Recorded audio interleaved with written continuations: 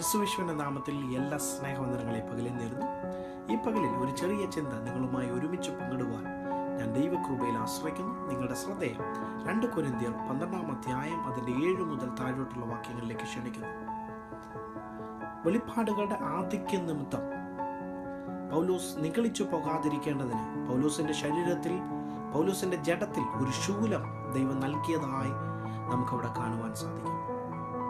അവന്റെ ശരീരത്തിൽ, അവന്റെ ജഡത്തിൽ ലഭിച്ച ശൂലം മാറിപ്പോകേണ്ടതിന് ദൈവത്തോട് 3 വട്ടം പൗലോസ് അപേക്ഷിച്ചതായും നമുക്കവിടെ കാണുവാൻ സാധിക്കും. ഈ പകലിൽ നമ്മൾ ഒരുമിച്ച് പങ്കിടുവാൻ ആഗ്രഹിക്കുന്ന ചിന്ത, 3 വട്ടം തൻ്റെ ജഡത്തിലെ ശൂലം മാറ്റിത്തരണമേ എന്ന് അപേക്ഷിച്ചപ്പോൾ ദൈവം അവന് കൊടുത്ത മറുപടിയാണ് ഈ പകലിൽ നാം ഒരുമിച്ച് ചിന്തിക്കുവാൻ ആഗ്രഹിക്കുന്നത്. പ്രത്യേകിച്ചും അതിൻ്റെ 9-ാം വാക്യം ഇങ്ങനെ പറയുന്നു: അവൻ എന്നോട്, എൻ്റെ കൃപ നിനക്കും മതി, എൻ്റെ ശക്തി ബലഹീനതയിൽ തികഞ്ഞു വരുന്നു എന്ന് പറഞ്ഞു.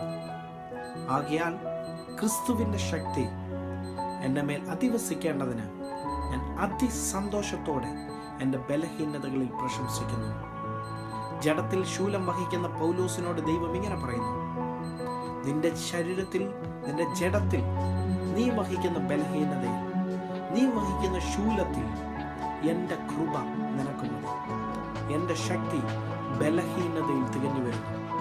നിന്റെ ജീവിതത്തിൽ നീ നേരിടുന്ന ബലഹീനതയെ കവിയുന്ന, നിന്റെ ജീവിതത്തിൽ നിന്റെ ബലഹീനതയെ ഓവർകം ചെയ്യാൻ പറ്റുന്ന ഒരു ദൈവത്തിൻ്റെ കൃപ നിന്റെ മേലുണ്ടെങ്കിൽ അതെ, അത് ഈ പകലിൽ നിനക്കൊരു വിടുതലായിത്തീരും. അതുകൊണ്ട് പൗലോസ് ഇങ്ങനെ പറയുന്നു: എന്നിൽ അധിവസിക്കുന്ന ദൈവത്തിൻ്റെ കൃപയോർത്ത് എൻ്റെ ബലഹീനതകളിൽ ഞാൻ സന്തോഷിക്കുന്നു.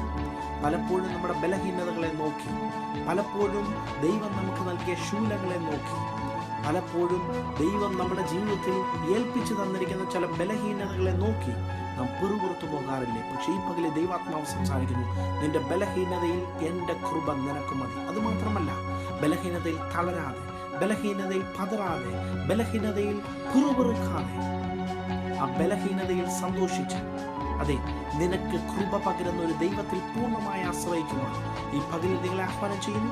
എല്ലാ അനുഗ്രഹാശംസകളും നിങ്ങൾക്ക് നേരിടും. ദൈവം നിങ്ങളെ ധാരാളം അനുഗ്രഹിക്കുവാനാകട്ടെ.